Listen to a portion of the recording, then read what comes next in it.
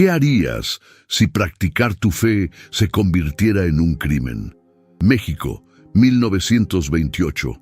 Los templos están cerrados, las misas son prohibidas y ser sacerdote equivale a una sentencia de muerte. En medio de esta tormenta de persecución y violencia, un joven sacerdote de Jalisco se atrevió a desafiar al sistema. Toribio Romo no solo mantuvo viva la llama de la fe en su pueblo, celebrando misas clandestinas en graneros, bautizando niños en la oscuridad de la noche y llevando consuelo a los perseguidos, sino que entregó su propia vida por ello. Esta es la historia de un hombre que cuando llegó el momento de elegir entre huir o quedarse, eligió a su pueblo. Capítulo 1. El llamado divino. En la pequeña población de Santa Ana de Guadalupe, Jalisco, el 16 de abril de 1900, el llanto de un recién nacido rompió el silencio del amanecer. Toribio Romo González llegaba al mundo en el seno de una familia profundamente católica, donde la fe se respiraba tan naturalmente como el aire de las montañas que rodeaban su hogar. Sus padres, Patricio Romo y María Guadalupe González, recibieron a este niño como un regalo del cielo, sin imaginar el extraordinario destino que le aguardaba. La infancia de Toribio transcurrió entre los campos de maíz y los corrales de su padre, donde aprendió el valor del trabajo duro y la importancia de mantener los ojos fijos en el cielo mientras las manos trabajaban la tierra. Desde muy pequeño mostraba una curiosidad particular por todo lo relacionado con la iglesia y frecuentemente se le encontraba jugando a celebrar misa con pequeños trozos de pan y agua en copas improvisadas para la diversión y asombro de su familia. A los 12 años, durante una visita del párroco local a su escuela, Toribio experimentó lo que él más tarde describiría como un fuego interior incontenible. El sacerdote había hablado sobre la vocación y el llamado de Dios, y esas palabras resonaron en el corazón del joven como campanas de catedral. Esa noche, ante la imagen de la Virgen de Guadalupe que presidía la sala familiar, Toribio compartió con sus padres su deseo de convertirse en sacerdote. La noticia de su vocación no sorprendió a nadie que conociera al pequeño Toribio. Su hermana María, quien más tarde también abrazaría la vida religiosa, recordaría cómo su hermano pasaba horas ayudando en la parroquia, aprendiendo las oraciones en latín y estudiando el catecismo con una dedicación que sobrepasaba la de cualquier otro niño de su edad. Los vecinos del pueblo comentaban que había algo especial en la mirada de aquel muchacho, una luz que parecía venir de otro mundo. El párroco del pueblo, reconociendo en Toribio las señales de una auténtica vocación, comenzó a prepararlo para su ingreso al seminario. Durante las tardes, después de ayudar a su padre en el campo, el joven estudiaba gramática, latín y doctrina bajo la tutela del sacerdote. Su determinación era tan fuerte que caminaba 5 kilómetros diarios para recibir estas lecciones, sin importar el clima o el cansancio. Así comenzaba el camino de quien más tarde se convertiría en un faro de esperanza para miles de personas en busca de una vida mejor. Capítulo 2. Semilla de fe. Las puertas del seminario de San Juan de los Lagos se abrieron para Toribio en 1912, en medio de los turbulentos vientos de la Revolución Mexicana. El joven de 12 años cruzó el umbral con una mezcla de emoción y temor, llevando consigo apenas una maleta con ropa, sus libros de oraciones y el rosario que su madre le había regalado. El edificio imponente, con sus claustros silenciosos y sus patios empedrados, sería su hogar durante los próximos años de formación. Los primeros meses en el seminario fueron un periodo de adaptación intensa. Toribio tuvo que acostumbrarse a la rigurosa disciplina, los horarios estrictos de oración y estudio y la separación de su familia. Sin embargo, su natural inclinación hacia la vida espiritual y su sed de conocimiento lo ayudaron a destacar rápidamente entre sus compañeros.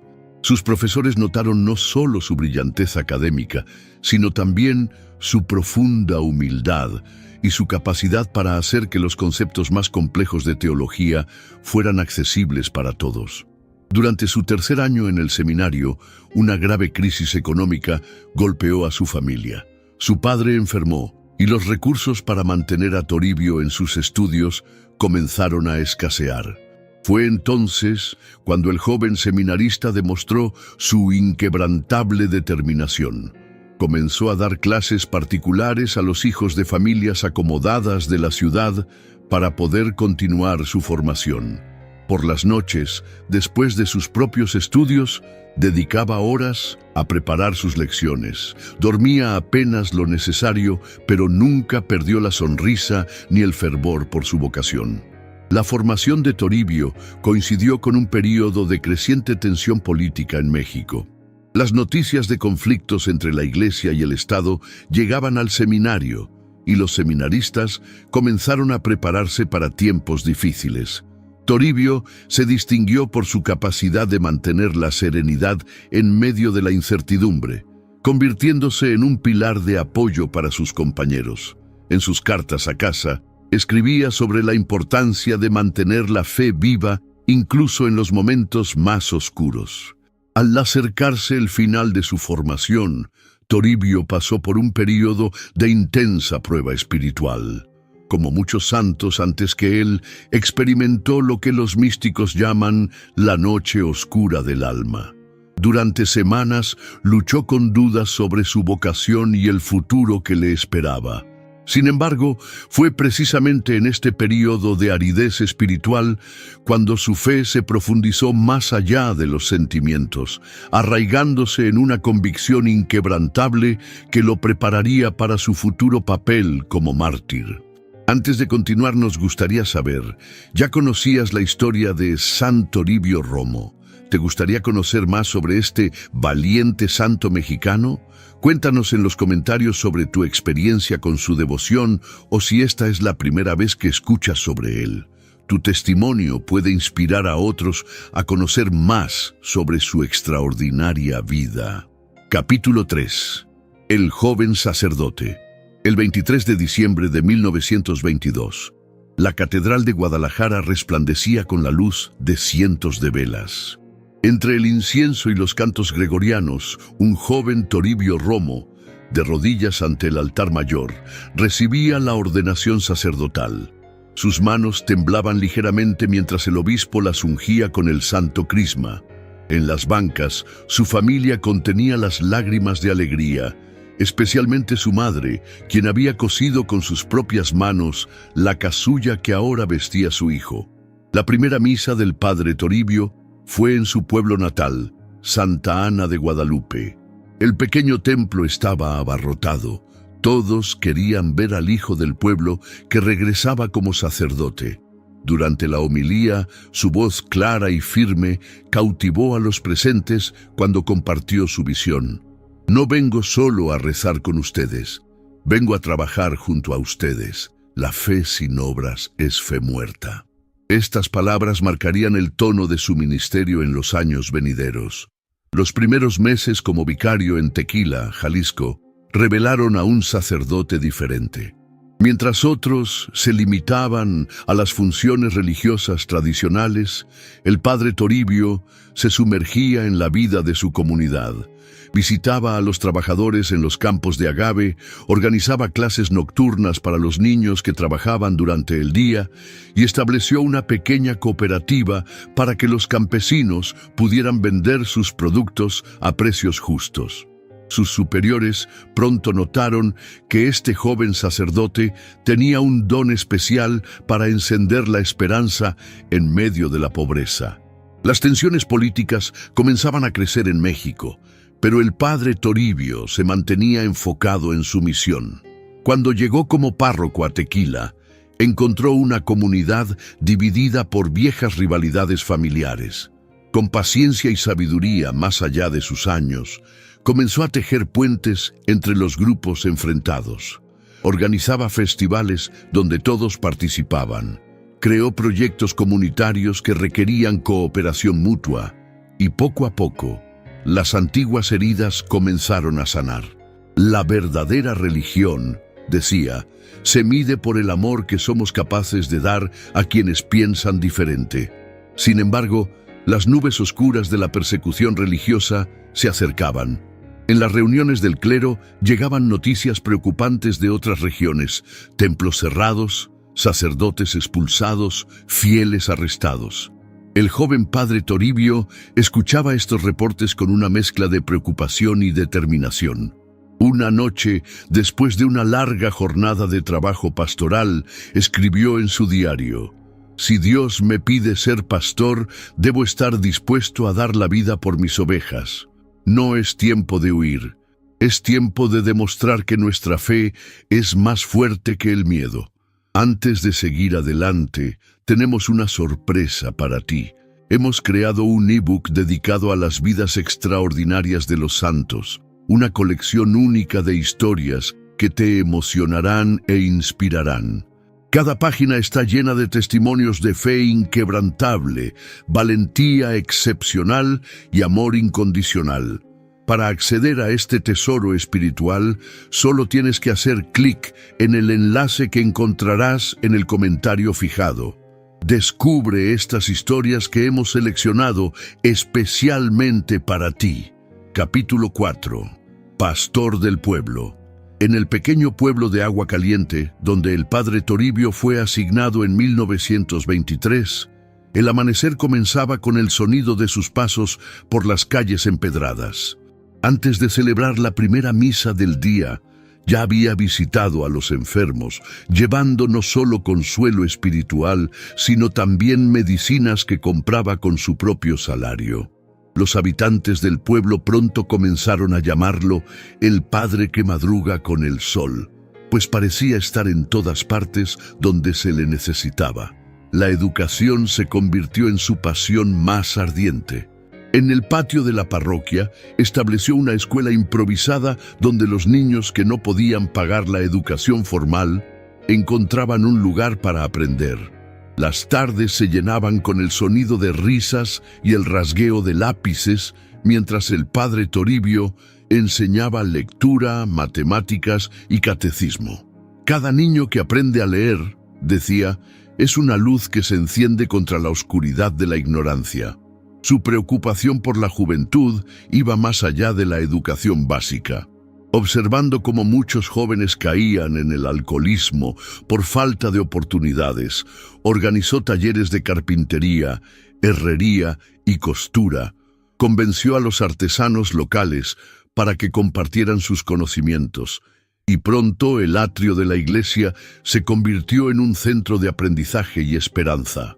Las familias comenzaron a notar el cambio. Sus hijos ahora tenían un propósito, una dirección, un futuro. Las mujeres del pueblo encontraron en el padre Toribio un aliado inesperado. Cuando descubrió que muchas madres solteras luchaban para mantener a sus hijos, estableció una cooperativa de costura. Les consiguió máquinas de coser y contratos con comerciantes de pueblos vecinos.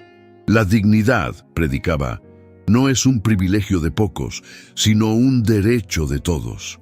Sus homilías dominicales entretejían el evangelio con temas de justicia social, pero siempre desde el amor, nunca desde el resentimiento. A medida que su fama de pastor comprometido crecía, también aumentaban los rumores de la persecución que se avecinaba. Algunos feligreses le advirtieron que su trabajo social podría ser visto como subversivo por las autoridades. Su respuesta fue característica: si ayudar al prójimo es un crimen, entonces que me juzguen culpable. No podemos predicar el amor de Dios sin mostrar ese amor en obras concretas. Estas palabras, pronunciadas con la serenidad de quien conoce su misión, resonarían proféticamente en los años siguientes. Capítulo 5. Tiempos de prueba. La mañana del 31 de julio de 1926, el padre Toribio contemplaba con el corazón apretado el decreto gubernamental pegado en la puerta de su iglesia. La ley Calles entraba en vigor y con ella comenzaba oficialmente la persecución religiosa. Sus manos arrugaron involuntariamente el papel mientras leía las disposiciones. Prohibición de celebrar misa, obligación de registrarse ante el gobierno, limitación del número de sacerdotes. El templo que tanto amaba debería cerrar sus puertas. Esa noche reunió a los líderes de la comunidad en la sacristía. A la luz de las velas, trazaron planes para mantener viva la fe.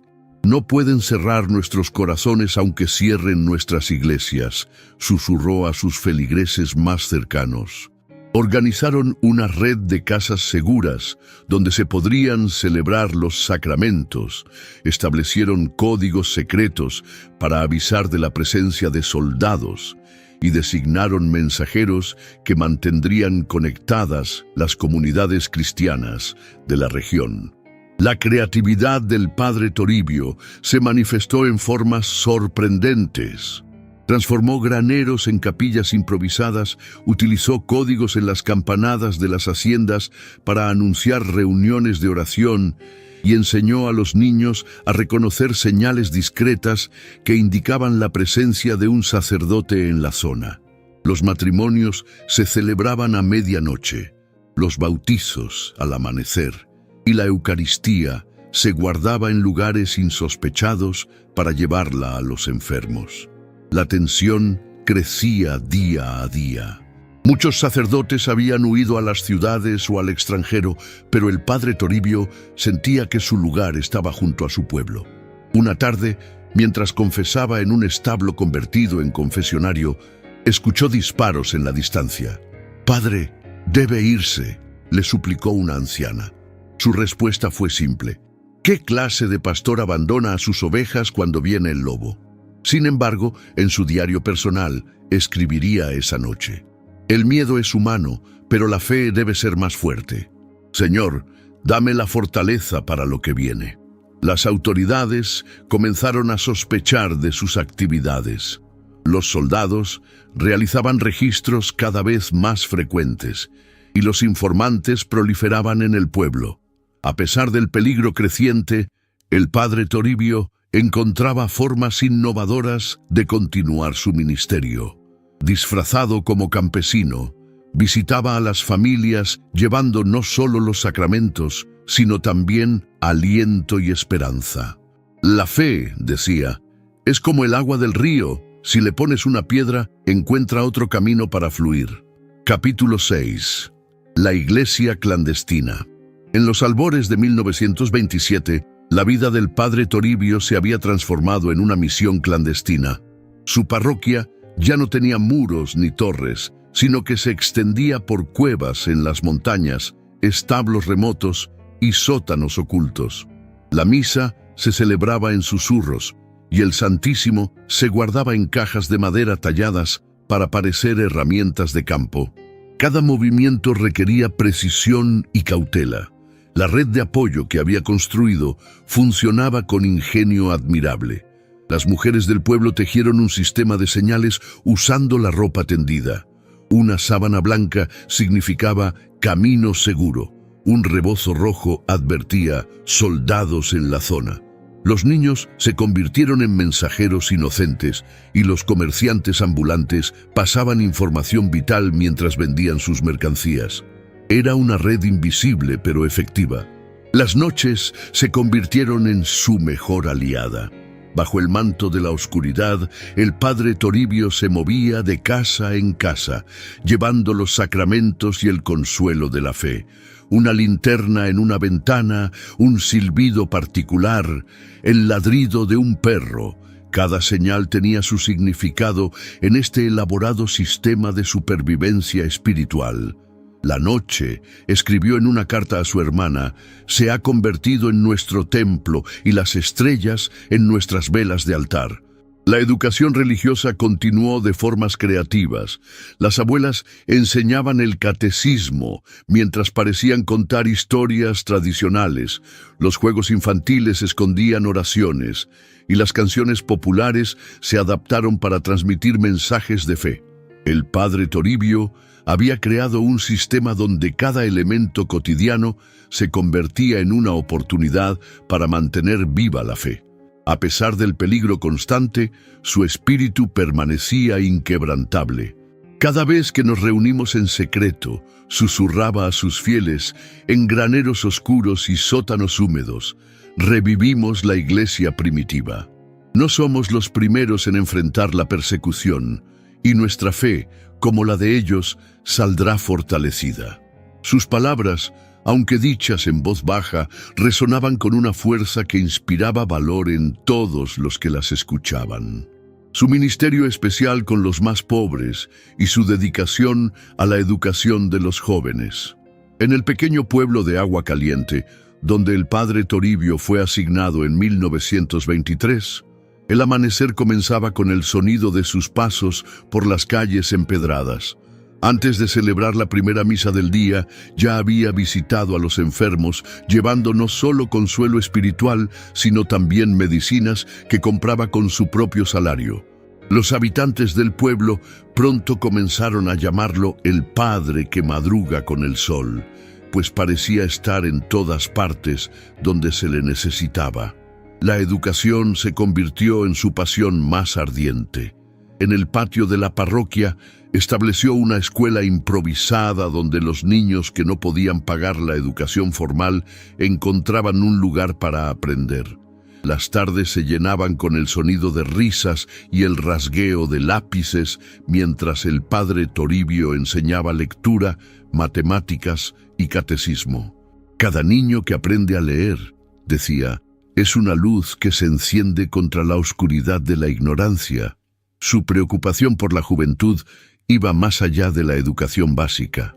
Observando cómo muchos jóvenes caían en el alcoholismo por falta de oportunidades, organizó talleres de carpintería, herrería y costura, convenció a los artesanos locales para que compartieran sus conocimientos y pronto el atrio de la iglesia se convirtió en un centro de aprendizaje y esperanza. Las familias comenzaron a notar el cambio.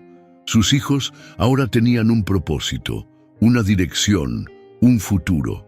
Las mujeres del pueblo encontraron en el padre Toribio un aliado inesperado. Cuando descubrió que muchas madres solteras luchaban para mantener a sus hijos, estableció una cooperativa de costura, les consiguió máquinas de coser y contratos con comerciantes de pueblos vecinos. La dignidad, predicaba, no es un privilegio de pocos, sino un derecho de todos. Sus homilías dominicales entretejían el evangelio con temas de justicia social, pero siempre desde el amor, nunca desde el resentimiento. A medida que su fama de pastor comprometido crecía, también aumentaban los rumores de la persecución que se avecinaba. Algunos feligreses le advirtieron que su trabajo social podría ser visto como subversivo por las autoridades. Su respuesta fue característica. Si ayudar al prójimo es un crimen, entonces que me juzguen culpable. No podemos predicar el amor de Dios sin mostrar ese amor en obras concretas. Estas palabras, pronunciadas con la serenidad de quien conoce su misión, resonarían proféticamente en los años siguientes. Capítulo 7. El protector de los vulnerables. Las primeras luces del alba encontraban al padre Toribio preparando paquetes de comida y medicinas. Su pequeña habitación se había convertido en un centro de ayuda para familias que huían de la persecución.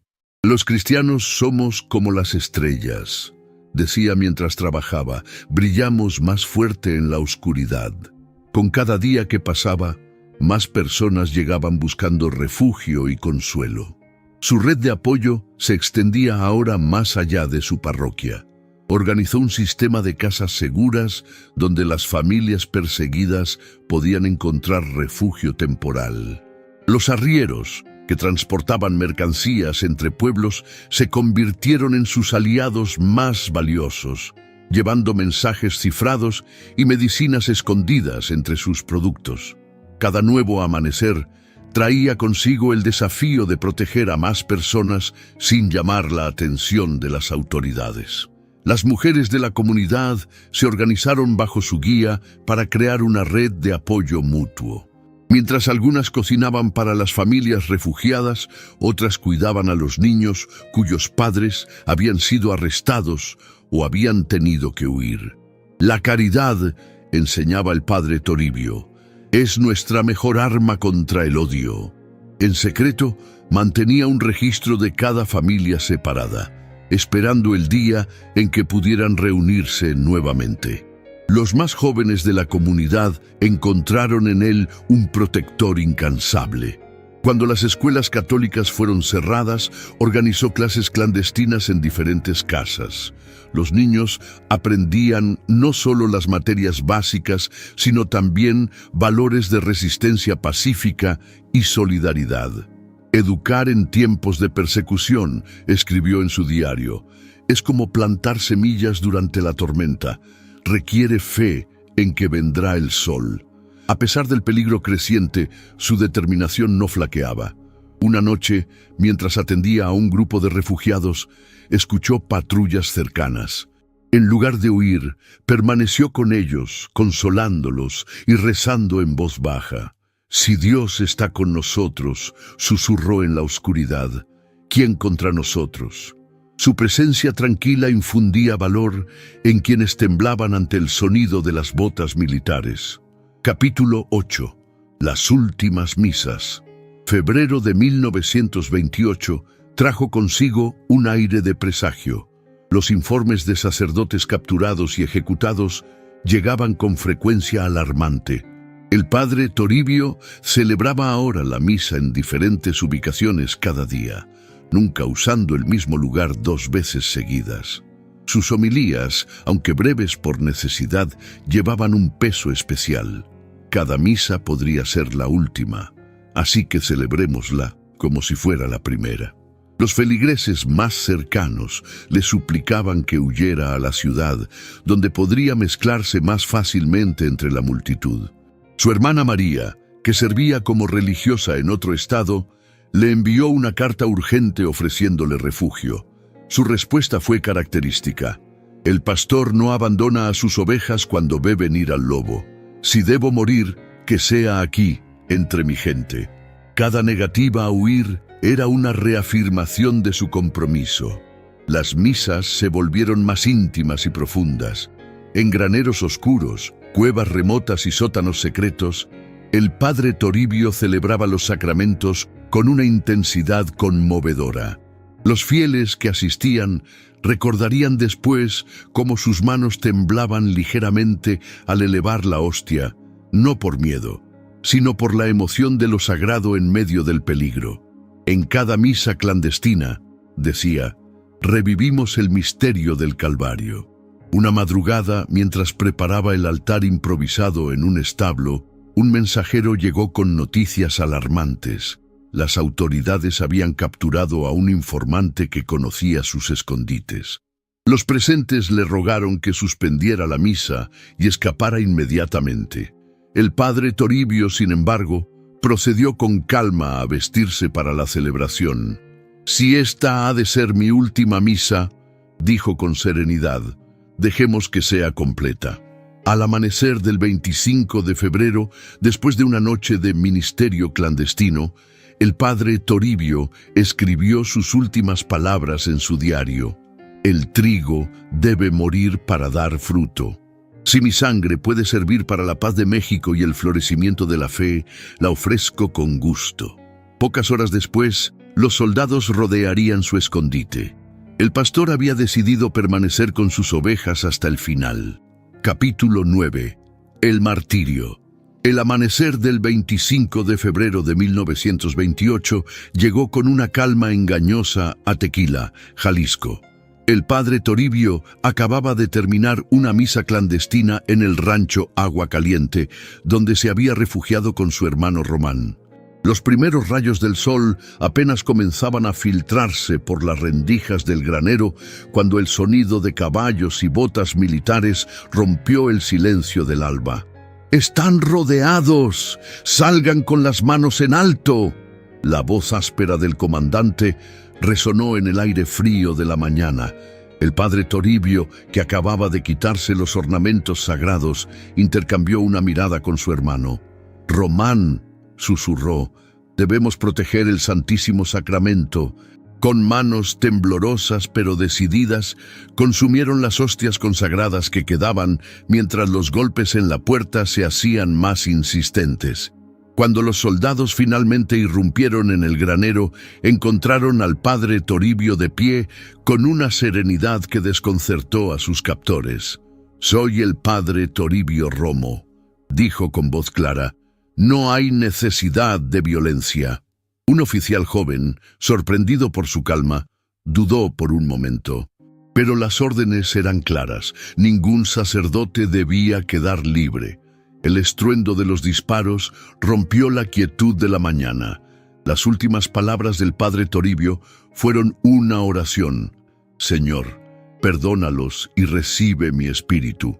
Su cuerpo cayó sobre la tierra del granero, donde momentos antes había celebrado su última misa. Su hermano Román, herido pero vivo, sería testigo de cómo el mártir, incluso en sus últimos momentos, mantuvo la dignidad y la fe que habían caracterizado toda su vida. La noticia de su muerte se extendió como fuego por la región. Los fieles, arriesgando sus propias vidas, recuperaron su cuerpo y lo velaron en secreto. Las personas que se reunieron para rezar por él comentaban en susurros cómo su rostro, a pesar de la violencia de su muerte, mantenía una expresión de paz. Murió como vivió, decían, dando testimonio de su fe hasta el último aliento. Capítulo 10. El legado continúa. En los días siguientes al martirio del padre Toribio, un fenómeno extraordinario comenzó a manifestarse en la región. Lejos de amedrentarse, la comunidad encontró en su sacrificio una fuente de valor renovado. Las redes de apoyo que él había creado no solo sobrevivieron, sino que se fortalecieron. Como susurraban los fieles, su sangre no cayó en tierra estéril. Las historias de su vida y muerte comenzaron a circular de boca en boca. Cada persona que lo había conocido tenía un recuerdo que compartir. Su bondad con los pobres, su valentía frente al peligro, su alegría incluso en los momentos más oscuros. Los niños, a los que había enseñado en secreto, ahora transmitían sus enseñanzas a otros, multiplicando su legado de fe y resistencia pacífica. La devoción popular surgió de manera espontánea. En los hogares, junto a las imágenes familiares, aparecían pequeñas fotografías del padre Toribio. Las madres enseñaban a sus hijos las oraciones que él había compuesto, y los campesinos compartían historias de cómo sus palabras de aliento los habían sostenido en tiempos difíciles. «No lo llamamos mártir», decía una anciana, «lo llamamos amigo». Sus escritos, cuidadosamente preservados por quienes lo conocieron, revelaban la profundidad de su espiritualidad. Su diario, salvado por su hermana María, mostraba a un hombre que había previsto y aceptado conscientemente la posibilidad del martirio. «La verdadera victoria», había escrito, «no está en evitar el sacrificio, sino en transformarlo en amor». El impacto de su muerte se extendió mucho más allá de su pequeña parroquia. Otros sacerdotes perseguidos encontraron en su ejemplo la fuerza para continuar su ministerio.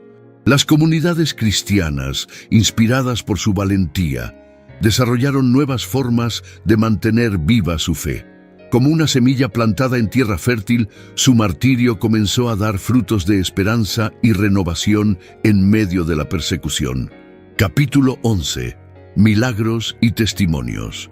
Los primeros testimonios de favores extraordinarios comenzaron a surgir poco después de su muerte. En 1929, una familia de Jalisco, amenazada por las autoridades, relataba cómo habían logrado escapar gracias a un joven sacerdote que les indicó un camino seguro. Al ver después una fotografía del padre Toribio, quedaron asombrados. Era el mismo que los había ayudado un año después de su martirio. Las historias se multiplicaban. campesinos que encontraban ayuda misteriosa en momentos críticos, enfermos que sanaban inexplicablemente, familias que superaban crisis económicas después de invocar su intercesión. Cada testimonio era cuidadosamente documentado por la iglesia local, que comenzó a ver un patrón en estos eventos. El padre Toribio parecía especialmente cercano a quienes enfrentaban momentos de peligro o necesidad extrema. Un caso particularmente notable ocurrió en 1931. Una madre desesperada por la enfermedad terminal de su hijo pequeño visitó la tumba del padre Toribio. Esa noche, según su testimonio, un sacerdote joven apareció en el hospital, bendijo al niño y desapareció. A la mañana siguiente, los médicos no podían explicar la súbita recuperación del pequeño. La descripción del misterioso sacerdote coincidía perfectamente con el padre Toribio. La devoción popular crecía de manera orgánica, sin promoción oficial de la iglesia. Las personas comenzaron a dejar pequeñas notas de agradecimiento en su tumba, y su fotografía apareció en más y más hogares. Los testimonios de gracias recibidas llegaban ahora no solo de México, sino de lugares tan lejanos como Estados Unidos y Centroamérica. Los sacerdotes locales, inicialmente cautelosos ante esta devoción espontánea, quedaron impresionados por la solidez de los testimonios y la transformación genuina en la vida de las personas que experimentaban su intercesión. Los verdaderos milagros, comentaba un anciano párroco, no son solo los eventos extraordinarios, sino los cambios profundos en los corazones de quienes los experimentan. Capítulo 12. Patrono de los migrantes. El vínculo especial entre el padre Toribio y los migrantes comenzó a manifestarse de manera sorprendente en la década de 1970. Trabajadores que cruzaban la frontera entre México y Estados Unidos empezaron a reportar encuentros con un joven sacerdote que les ofrecía agua, orientación y ayuda en los momentos más críticos de su travesía. Solo después, al ver su imagen en alguna iglesia, descubrían la identidad de su misterioso benefactor. Los testimonios seguían un patrón similar. En momentos de extremo peligro o desesperación, aparecía un sacerdote joven, vestido de negro, que les proporcionaba exactamente lo que necesitaban: agua en el desierto, direcciones cuando estaban perdidos, refugio cuando huían de traficantes.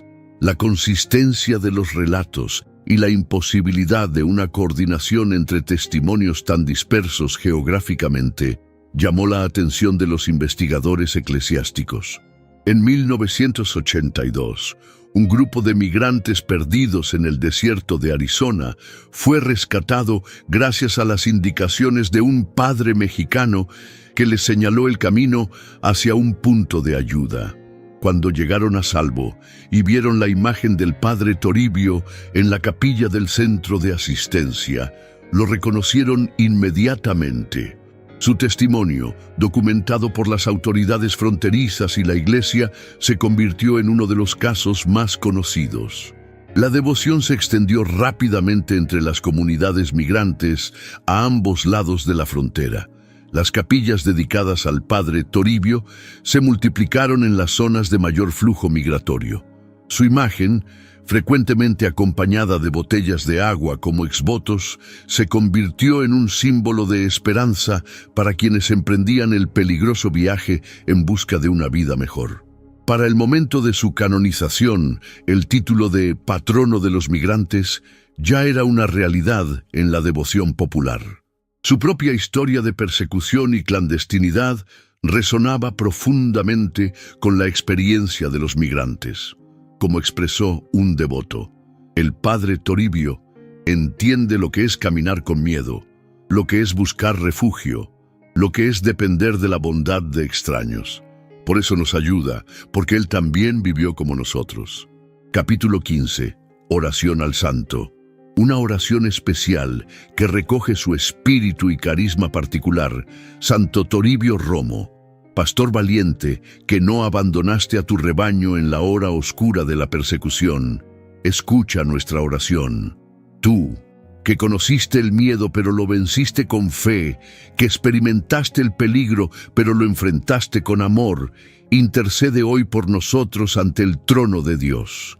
Como el buen pastor que da la vida por sus ovejas, entregaste todo por tu pueblo. En las noches más oscuras, cuando la fe era un delito y el amor un acto de rebeldía, mantuviste encendida la llama de la esperanza.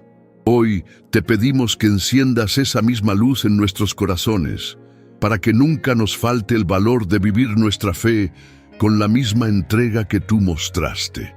Protector de los migrantes y refugiados, tú que apareces como ángel de consuelo en los caminos peligrosos, guía a quienes hoy atraviesan desiertos de soledad y montañas de desesperanza.